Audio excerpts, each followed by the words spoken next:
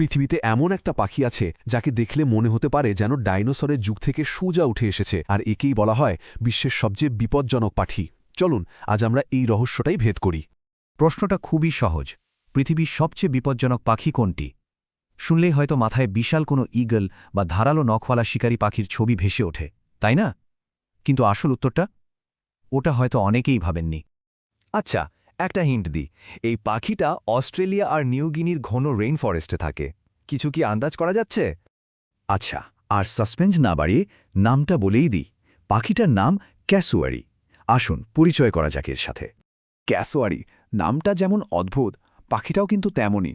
এটা পৃথিবীর সবচেয়ে ভারী আর ভয়ঙ্কর পাখিদের মধ্যে একটা। এর চেহারা আর আকার দুটোই একে আর সবার থেকে আলাদা করে তুলেছে। একবার ভাবুন তো, এই পাখিটা লম্বায় প্রায় ৬ ফুট, মানে ১.৮ মিটার পর্যন্ত হতে পারে। সোজা কথায় প্রায় একজন লম্বা মানুষের সমান। আর ওজনের কথা যদি বলি, সেটা ৮৫ কিলোগ্রাম পর্যন্ত হতে পারে। এই বিশাল ওজনের কারণেই উট পাখির পর একে পৃথিবীর দ্বিতীয় ভারী পাখি বলা হয়। ভাবা যায়? মানে ক্যাসুয়ারি বললেও এদের মধ্যে কিন্তু ৩টে আলাদা আলাদা ধরন আছে, আর প্রত্যেকের সাইজ আর থাকার জায়গাটাও বেশ আলাদা। যেমন সাউদার্ন ক্যাসুয়ারি হলো সবচেয়ে বড়, আর ড্ওয়ার্ফড ক্যাসুয়ারি থাকে একদম দুর্গম পাহাড়ি এলাকায়। এখন চলুন এর প্রোফাইলটা একটু দেখা যাক। অনেকেই ক্যাসোয়ারিকে জীবন্ত ডাইনোসর বলে, আর কেন বলে সেটা শুনলেই বুঝতে পারবেন। এর ফিচারগুলো একবার দেখুন, ঠিক যেন প্রাগৈতিহাসিক যুগ থেকে উঠে আসা। চুলের মতো খসখসে পালক, মুখ আর গলার অংশটা কি অদ্ভুত নীল।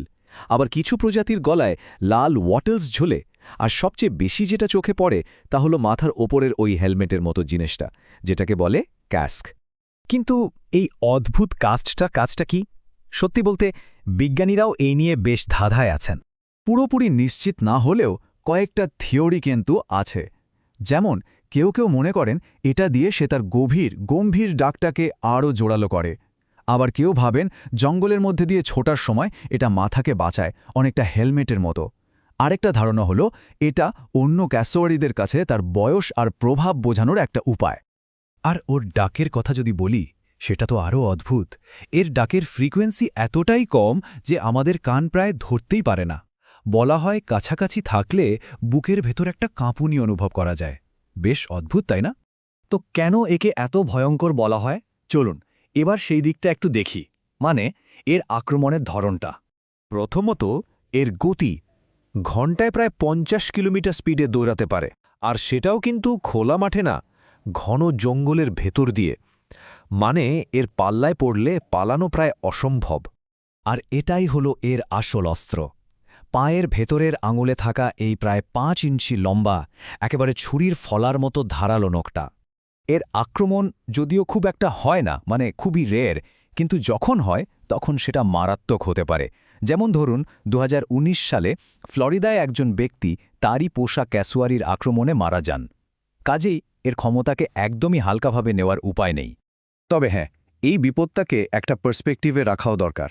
ক্যাসুয়ারির আক্রমণের মৃত্যুর ঘটনা যেখানে হাতে গোনা যায়, সেখানে সাধারণ একটা মশা। হ্যাঁ, মশার কারণে প্রতি বছর পৃথিবীতে প্রায় ১০ লক্ষ লোক মারা যায়। কাজেই সবচেয়ে বিপজ্জনক কে, সেটা নিয়ে ভাবার অবকাশ আছে। কিন্তু এই ভয়ঙ্কর চেহারার পেছনেই ক্যাসোয়ারির একটা অন্য পরিচয়ও আছে।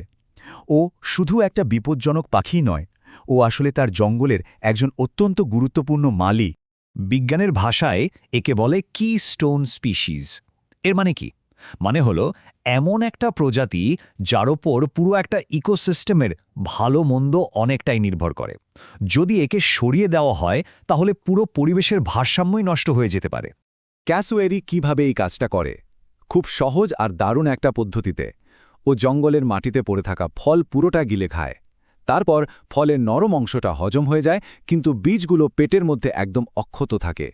এরপর যখন ও জঙ্গলের মধ্যে ঘুরে বেড়ায় আর মলত্যাগ করে, তখন সেই বীজগুলো সারের সাথে মাটিতে পড়ে। এভাবেই প্রায় ২০০র বেশি প্রজাতির গাছের বংশবিস্তারেও সাহায্য করে। তাহলে সব মিলিয়ে ক্যাসোয়ারির ভবিষ্যৎটা ঠিক কি? এই প্রাচীন পাখিটা কি আমাদের পৃথিবীতে টিকে থাকতে পারবে? অফিসিয়ালি এর ৩টে প্রজাতিকেই এখন লিস্ট কনসার্নড বা ন্যূনতম উদ্বেগজনক ক্যাটেগরিতে রাখা হয়েছে। কিন্তু আসল খবরটা হলো এদের সংখ্যা কিন্তু লাগাতার কমছে। আর এর পেছনের কারণগুলো আমাদের সবার জানা। যেমন মানুষ জঙ্গল কেটে বসতি বানাচ্ছে, ফলে ওদের থাকার জায়গা কমে যাচ্ছে। জঙ্গলের মধ্যে দিয়ে বানানোর রাস্তায় প্রায় গাড়ির ধাক্কায় মারা পড়ছে। আবার পোষা বা বন্য কুকুরের আক্রমণ তো আছেই, আর সবশেষে মাংস আর পালকের জন্য চোরা শিকারও চলছে। কাজেই শেষ প্রশ্নটা আর প্রকৃতির কাছে নয়, প্রশ্নটা আমাদের নিজেদের দিকেই। এই পৃথিবীতে যেখানে জঙ্গল দিন দিন কমে আসছে, সেখানে ক্যাসোয়ারির মতো এমন প্রাচীন আর শক্তিশালী একটা প্রাণীর সাথে আমরা কিভাবে একসাথে থাকব? এর উত্তরটা কিন্তু আমাদেরই খুঁজে বের করতে হবে।